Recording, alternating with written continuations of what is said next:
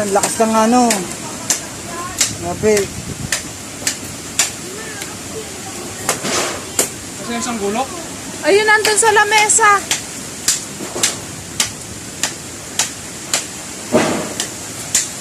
Nasa ayaw ang lupa. Nakto ka na, baka lumipad ng mga yero. Papa, usog at papunta yan dyan. Papa, yung mga pasuko. Mahulog, mababasag.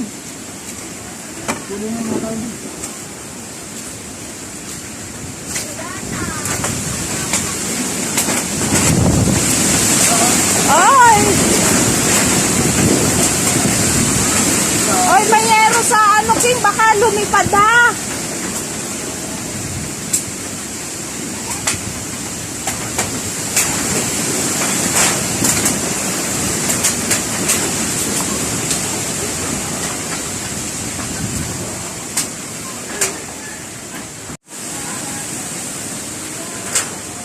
Ay, landa na may eksamang ulan yun. Malakas ang ulan, malakas ang hangin.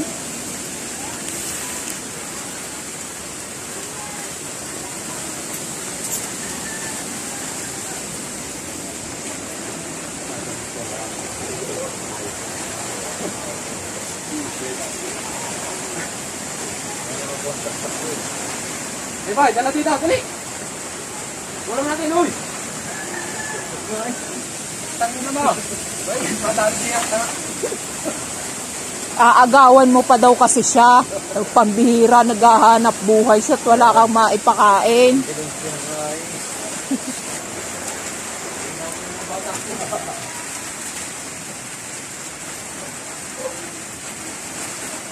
Ayan guys, tuluang-tuluan sa loob ng aming bahay. Kita nyo, wala na ang ibang yero, nadala na, natangay na ng hangin. Woo!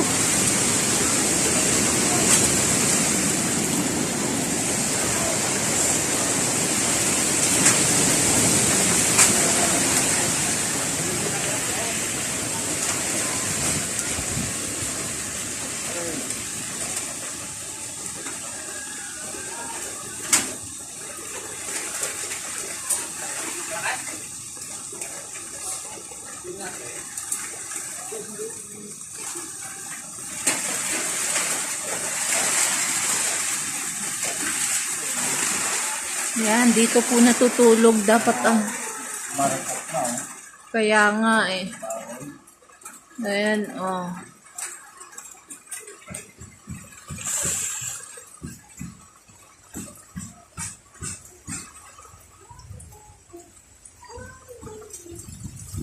Ayan guys, ang aming kuryente sa labas.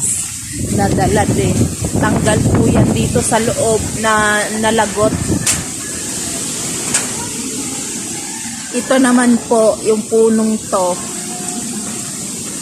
Kanina, nakita ng aking anak. Hindi pa yan pinutol. Kami na po ang nagputol niyan. Dahil, ayan yung punong yan. Umaangat na po siya dyan. So, pinutol na lang po namin dahil itong part na to, balon po yan, Poso Negro. Kapag po ito umangat, malamang sira din ang aming Poso Negro. Kaya ayan, pinutol na lang, kami na po mismo ang nagputol bago pa siya madukal ng hangin. Ganyan po kalakas si Ginta. Tingnan nyo, isa pang kable ng kuryente. Ayan. Hindi po yan sa amin. Dahil ang sa amin, ayun, ang kulay orange na yan, dyan nakakabit. Tapos, sa loob po ng bahay, yung pinagkakabitan, tanggal na.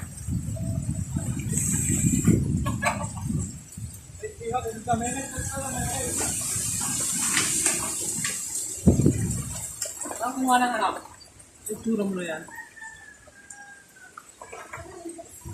Ate, damit daw si tito mo.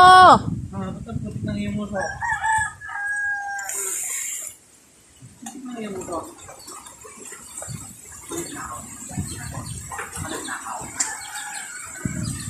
Isa. Tignan mo.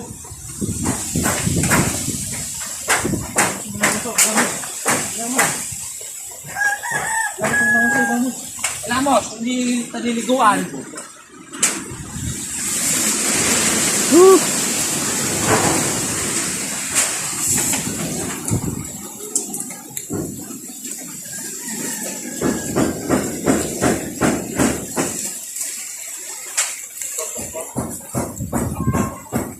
Nasaan na?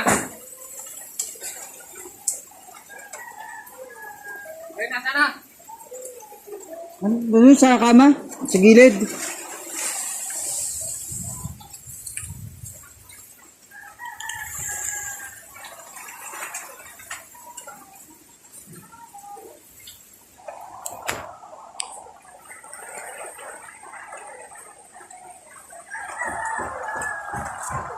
Buti na lang yung mga puno dito na lagari na ano. Hindi, papunta rin naman doon ang tumpa nun. Kaya nga, kahit pa, edi kung hindi pa yun nalagari, tumbahan din yun. Hindi rin. Yung may mga sabi dyan, oh. Hindi nagtumbahan.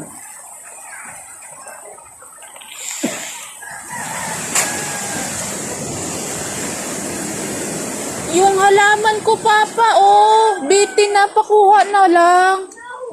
Ayun, oh. Patayo na lang dyan sa, ano. Dyan, yan.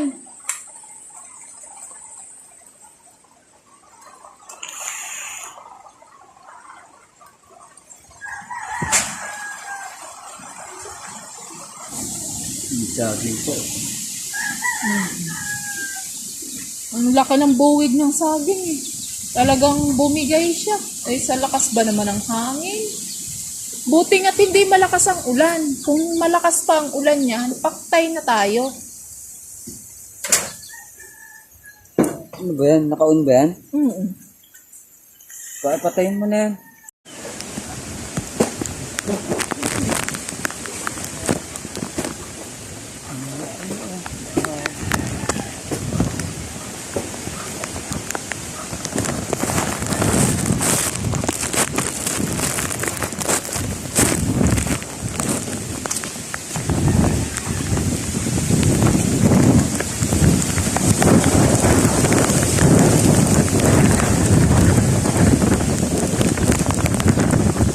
Ito po yung linya ng aming kuryente. Kung nakikita nyo guys.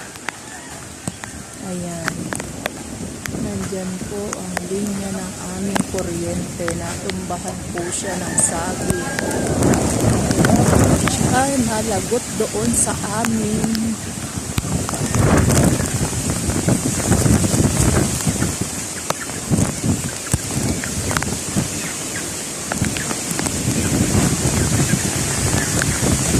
Medyo yan guys. So, sayang yung saging dito, oh, 3 buwig. Natumba. Kaya nga.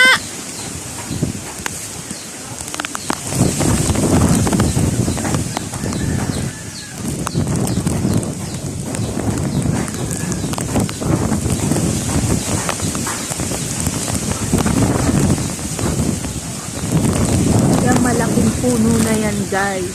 Tapat yan ng aming bahay.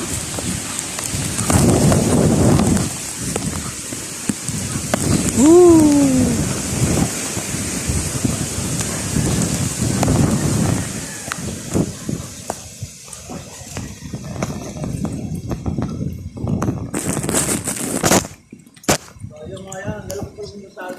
Tatlo eh, ano eh. Takutan ko natin mo. Bigay din yung... Baliktad ang hangin. Akala ko, gayon mo yung hangin. Papako ko muna ba yung ano?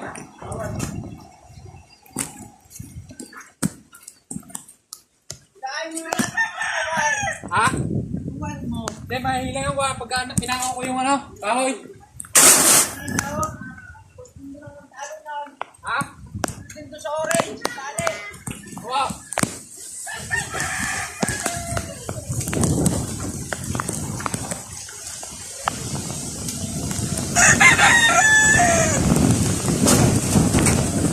Ayan guys, oh, nakikita nyo ang aming bubong. Pinatungan na lamang ng puno ng saging para hindi liparin ang ibang bubong. Dahil may nalagpad ng ilang peraso, may natanggal na ilang peraso.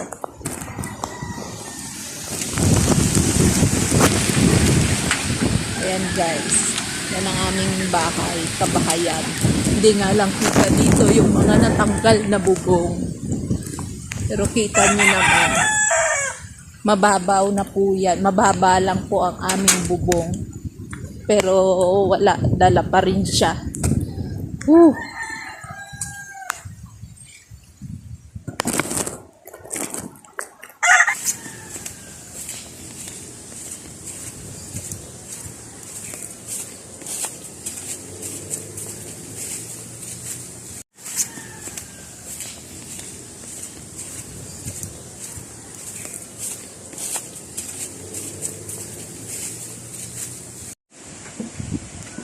Wala na po.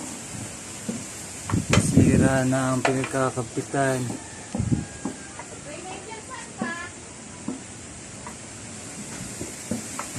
Mawawang bahay namin ang walay. Dalawa ho yan, yung isa nilipad na.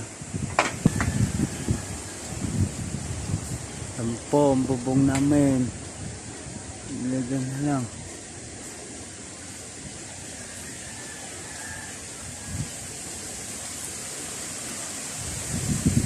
Ang barong-barong.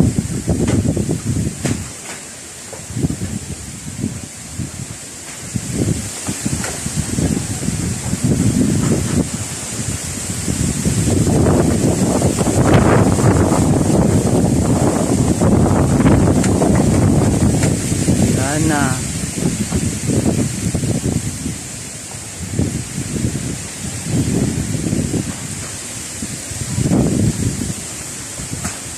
Ayun.